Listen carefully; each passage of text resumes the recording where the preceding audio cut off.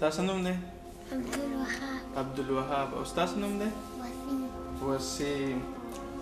سکول ته ځئ؟ سبق وایې؟ ته سکول ته ځئ عبدالوهاب؟ او وسیمه ته؟ ته نه ځئ سکول ته؟ ولې؟ نه دی داخل کړی؟ ښه ته کوم سکول ته ځئ؟ ستا سکول څه نوم دی؟ بیټک سکول. بیټک سکول. دا کوم ځای کې دی؟ مهربادي کې.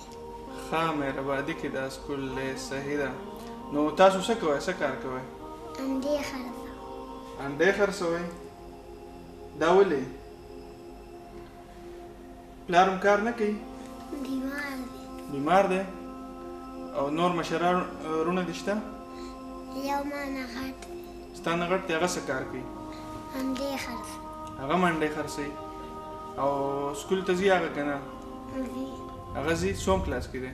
هغه هم دویم کې دی. نو خو بیا ستا نه غټ نه شو، ستا مقداره شو، ستا عمره دی نو. مشران وروڼه دې نشته که نه غټ؟ غټ وروڼه دې نشته چې مزدوري وکړي؟ او پلار دې بیمار دی؟ ښه ته کوم ځای یې؟ پېښور. پېښور یې. وسیمه ته خبرې کوې که نه کوې؟ ښه وسیمه سکول دې خوښ دی بچی؟ سکول ته ځه که نه؟ ښه صحیح ده؟ سکول ته ځه، ده سره ځه. عبدالوهاب به دې سکول ته بوځي او سبق ووایه. ښه بچی؟ صحیح ده. جی ګرانو لیدونکو، دا عبدالوهاب دی او وسیم دی کوم چې د اقتدار په دې ښار کې انډې خرڅوي او دا د دوی حال دی. دا تاسو لیدلی شئ. دی پیزار دی، کپړې، دا دوی چې کوم جوسه ده دا تاسو ته ښکاري.